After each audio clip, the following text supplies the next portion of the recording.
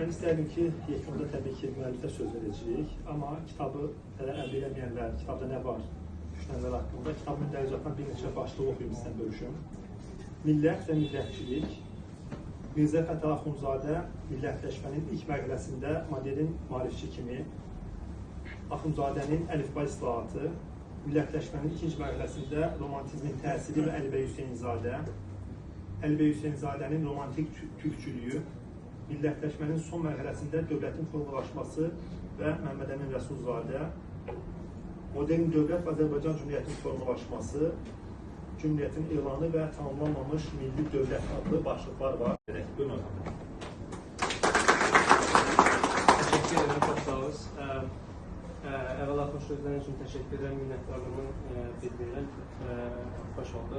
Başka Bəxtiyar müəllim bizim Bakı Dövlət Universitetində ümumiyyətlə zehnimizin biləcəyindən oynanarak geçməsini xüsusi xidmət olmuş dəyərli insanlardan birisidir.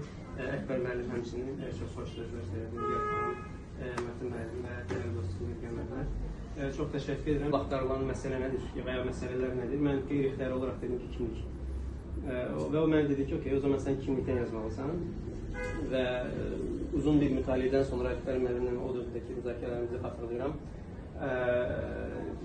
Azərbaycan üçün spesifik onun hekayəsini açıqlamaq üçün fərqli bir model, fərqli bir nəzəriyyə tapmaq üçün çalışdım ki, bu uzun bir mütaliə nəticəsində və bərabər qurduqları düzən elə deyək dağılıb və onlar içəri doğru köçə başlayıblar. Onların düzəni parçalanıb belə mümkünsə. Bunu necə başa düşürük? 18-19-20-ci əsrdə Balkanlardan Anadoluya köç, yenə eyni şəkildə Təbrizdən, Gürcüstandan və s. Azərbaycan Şimali Qafqazdan Azərbaycana köç və s. Bunun nəticəsində yəni fərqli bir hekayə Azərbaycana yaranır və buna görə də Mirosław Proşun nəzəriyyəsinin və modelinin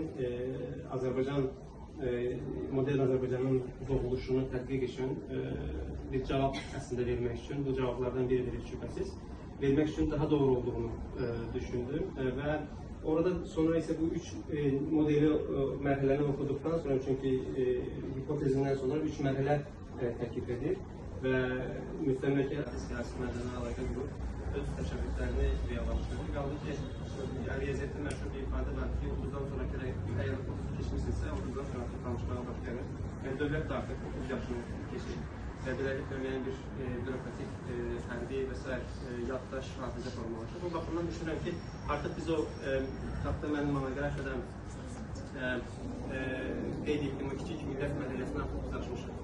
Və əgər bizim də bürokratik işlərdən fürsətlərini tamamlaya bilsəm, növbəti yəqin kitabda onu artıq əsaslandırmağa çalışacağım.